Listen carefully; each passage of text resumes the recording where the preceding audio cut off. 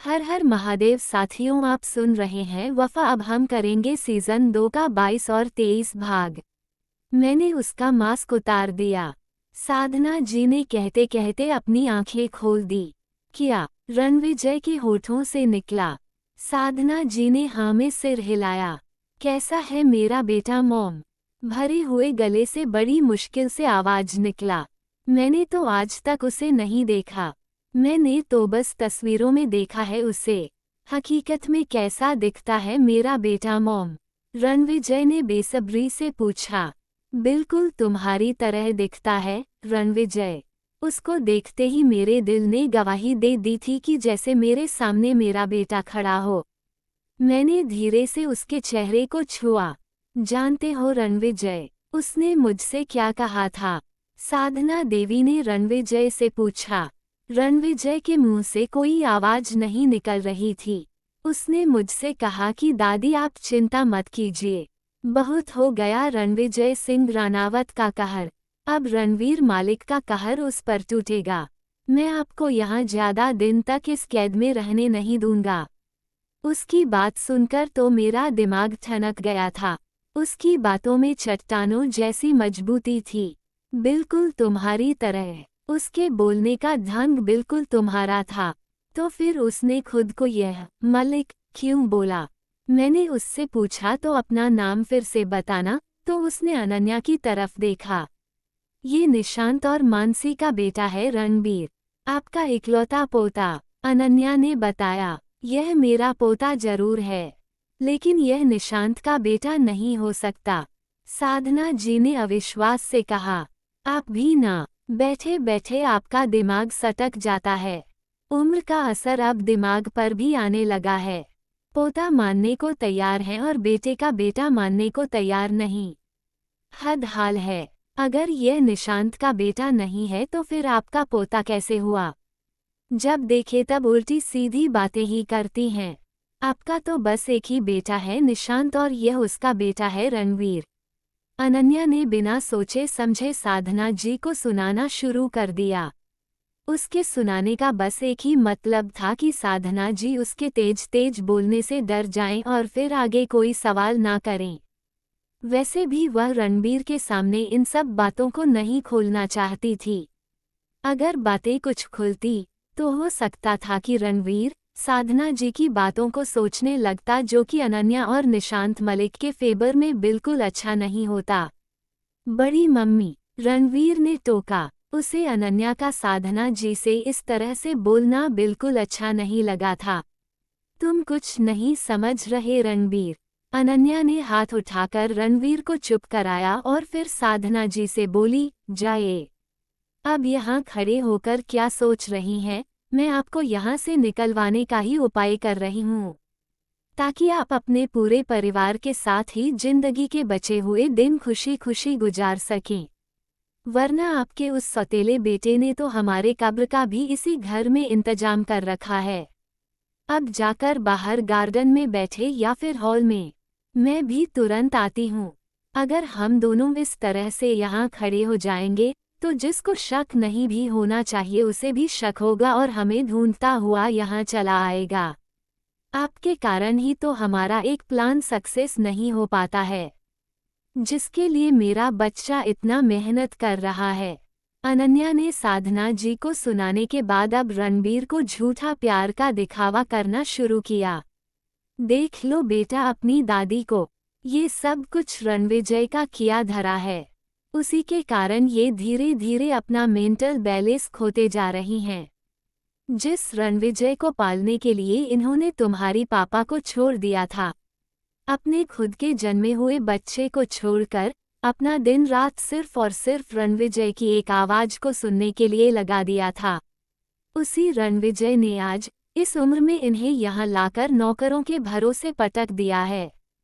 इनकी पूरी आज़ादी छीन ली है। यह मंदिर तक नहीं जा सकती। भूले से भी इन 4 सालों में देखने भी नहीं आया कि यह जिंदा है कि मर गई। और इनका दिल आज भी उसी रणविजय के लिए तड़पता है। खैर छोड़ो इन सब बातों को। एक माँ की ममता माँ ही समझ सकती है। जिसे दिल ने अपना बेटा माना हो, उसे अपनी कोख से जन्म दे या ना दे उससे क्या फर्क पड़ता है।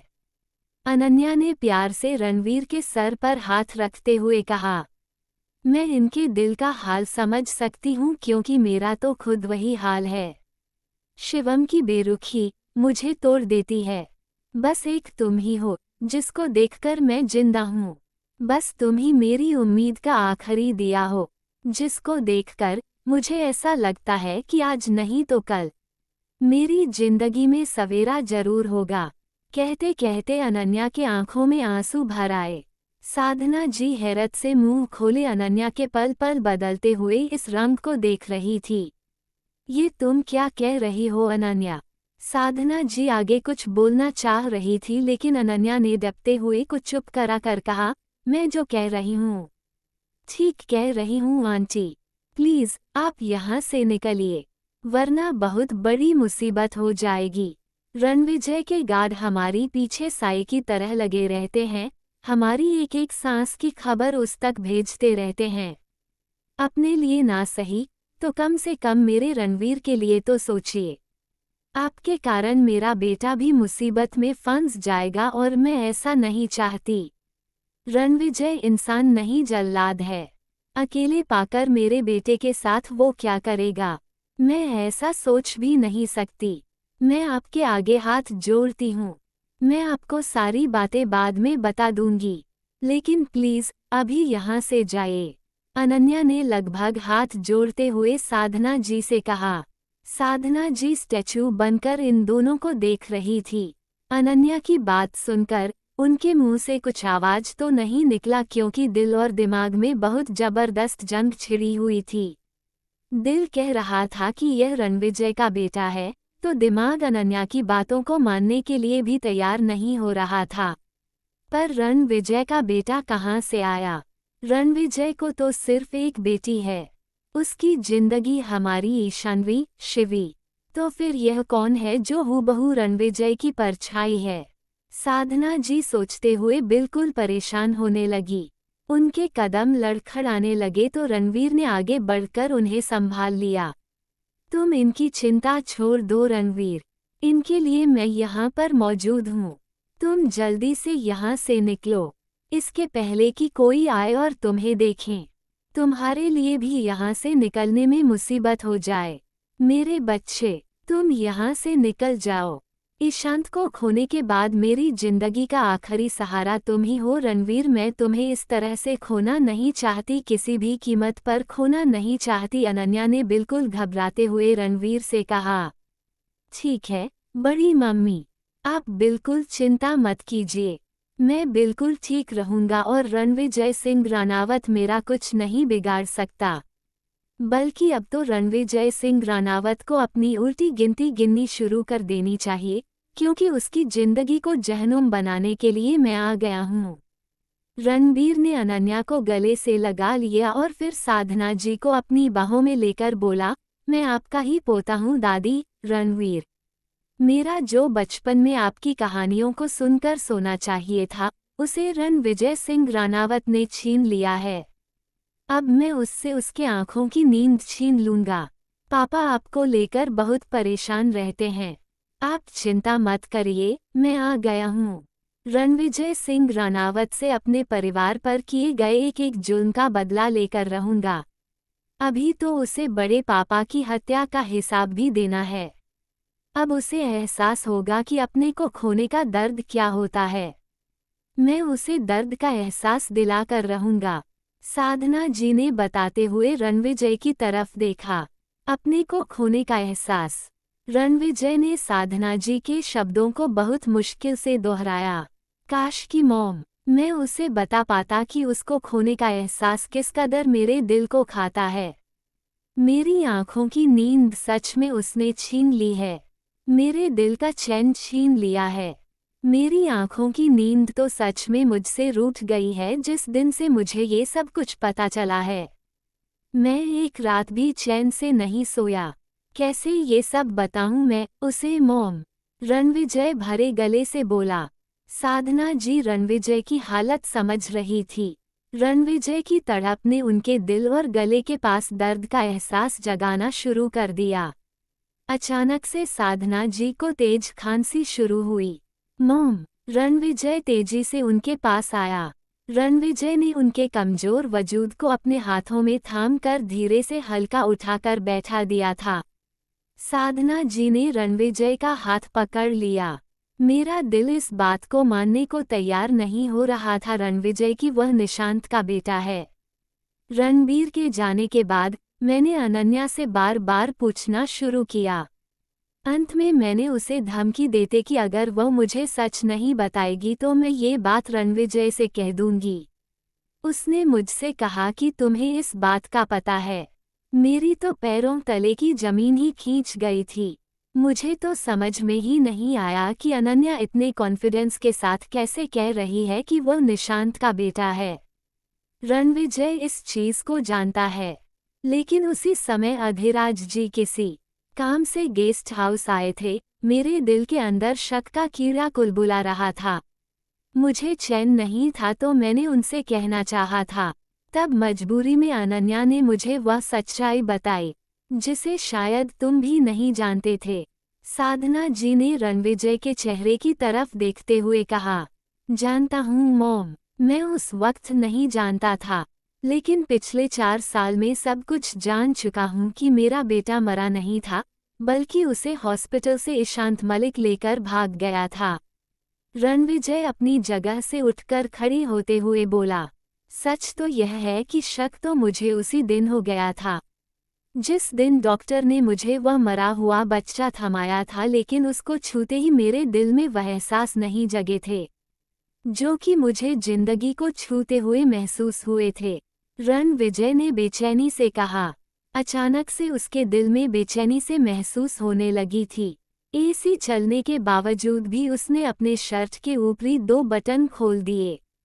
जिस दिन हॉस्पिटल में मैंने ईशानी को एडमिट कराया, उस दिन ईशानी की तबीयत बहुत खराब हो गई थी।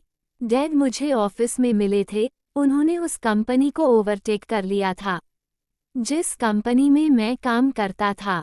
उन्होंने मुझे दूसरी शादी के लिए फोर्स किया था, जिसके कारण मेरी डैड से अच्छी खासी झड़प हो गई थी। करीब 2 महीने का पेमेंट मैंने कंपनी में छोड़ दिया, जो कि मैंने इसी दिन रात के लिए इकट्ठा किया था। हालांकि यह बात मुझे पहले से पता था कि ईशानी को जुड़वा बच्चे हैं, लेकिन ईशानी की कंडीशन शुरू से सही नहीं थी, इसलिए अधिकतर सोनोग्राफी के दौरान मैं उसकी रिपोर्ट छिपा देता था। डॉक्टर का कहना था कि एक बच्चे की सांस बहुत धीमी चलती है। दूसरे, ईशानी इतने मेंटल स्ट्रेस से गुजर रही थी कि कुछ भी हो सकता था। मेरी लाख कोशिशों के बावजूद हमेशा उसके रिपोर्ट में कुछ ना कुछ कमी आ ही जाती थी, जिसकी मजबूरी से मुझे उससे उसके रिपोर्ट छुपाने पड़ते थे। उस वक्त हमारे हालात भी तो सही नहीं थे। बस नौकरी करके किसी तरफ से हम दोनों अपनी जिंदगी गुजार रहे थे। अधिकतर मेरी नौकरियां महीने पूरे होने से पहले ही छूट जाती थी। उस वक्त मेरी शक की सुई सबसे पहले डैड पर जाती थी, लेकिन आज मैं जानता हूं कि इसके पीछे मलिक का हाथ था। जिस दिन ईशानी को लेबर पेन शुरू हुआ तो मैंने उसे हॉस्पिटल में एडमिट किया। डॉक्टर ने तुरंत सर्जरी के लिए कह दिया। मैंने परमिशन दे दी। हॉस्पिटल रानावत का ही था, इसलिए मुझे कोई परेशानी भी नहीं हुई, क्योंकि भले ही डैड नाराज थे, लेकिन अधिराज अंकल का पूरा सपोर्ट मेरे साथ रहता था। फुल पेमेंट मुझे ईशानी के डिस्चार्ज होने पर करना था। पैसे इकट्ठे करने के लिए इतना समय मेरे पास था। ऑपरेशन के बाद ईशानी अभी होश में नहीं आई थी, लेकिन मैं हॉस्पिटल में ओटी के बाहर ही था। ईशानी को जुड़वा बच्चे हुए थे। मैंने दोनों को ही देखा था और डॉक्टर का कहना था कि वह अभी इन बच्चों को एग्जामिनेशन के लिए लेकर जा रही है। एक साथ कुछ प्रॉब्लम आ रही है। मैंने दोनों बच्चों को अपने गोद में लिया, फिर बाद में नज़ उन्हें लेकर गई। कुछ देर के बाद डॉक्टर ने जब मुझे अपने केबिन में बुलाया तो उसने मुझसे ये कहा कि इस ऑपरेशन में कॉम्प्लिकेशन होने के कारण उन्हें यूट्रस निकालना पड़ा। मुझे इससे कोई ऑब्जेक्शन नहीं था, मेरी जिंदगी में ऊपर वाले ने एक नहीं दो फूल डाल दिए थे। मैंने अपने दोनों बच्चों को देखना चाहा, तो डॉक्टर ने कहा कि आपकी वाइफ ने 2 बच्चों को जन्म जरूर दिया है, परंतु एक बच्चा जिसकी सांस धीमी चल रही थी, अब वो इस दुनिया में नहीं है। ऑपरेशन के दौरान कॉम्प्लिकेशन बढ़ने के कारण उसको बचाया नहीं जा सका। एक पल के लिए तो मेरी आंखों के आगे अंधेरा सा छा गया था। कुछ समझ में नहीं आ रहा था कि मैं क्या करूं। कोई भी ऐसा नहीं था जिसके पास बैठकर मैं अपना दिल कुछ हल्का कर सकूं, और सबसे बड़ी तो मुसीबत थी कि मैं ईशानी से क्या कहता। फिर डॉक्टर ने जिंदगी को मुझे दिया था। जिंदगी को गोद में लेते ही मैं अपने सारे दुख दर्द भूल गया, लेकिन जब मैंने डॉक्टर से उस मरे हुए बच्चे को देखने के लिए कहा तो डॉक्टर ने एक दूसरी मरी हुई लड़की ही मेरे हाथ में रख दी। जब मैंने उससे अपनी गोद में लिया तो जाने क्यों मेरे दिल ने उसी वक्त ये गवाही दे दी थी कि मेरी बेटी हो ही नहीं सकती। वो लड़की मेरी जिंदगी की बिल्कुल अपोजिट थी। सोनोग्राफी की रिपोर्ट मैंने देखी थी, हर जगह अनसिमेट्रिक ट्विंस लिखे गए थे। अगर बच्चे अनसिमेट्रिक ट्विंस थे तो एक बच्चा लड़का होना चाहिए था, दूसरी लड़की। मैंने तुरंत डॉक्टर से इस चीज का ऑब्जेक्शन किया था। डॉक्टर के चेहरे का रंग उड़ गया था, लेकिन तुरंत ही उसे संभलते हुए कहा कि अनसिमेट्रिक ट्विंस में भी एक ही तरह के बच्चे होना नॉर्मल है। सिमेट्रिक ट्विंस में जहां जुड़वा बेटी या जुड़वा बेटा होना 100% श्योर है, वहीं पर अनसिमेट्रिक में भी 10% का चांस होता है। ईशानी को धीरे धीरे होश आ रहा था और वह होश में आने पर सबसे पहले अपने बच्चे के बारे में पूछती। वह तुरंत ही इतनी बड़ी सर्जरी से गुजरी थी। डॉक्टर ने पहले ही उसका यूट्रस निकाल दिया था। शरीर से एक हिस्सा खाली हो चुका था। भगवान जाने होश में आने पर वह कैसे रिएक्ट करती। तेजी से बढ़ रहे बीपी ने उसकी हालत और खराब कर दी थी। कुछ समझ में नहीं आ रहा था मैं क्या करूं। तभी मैंने एक डिसीजन लिया था।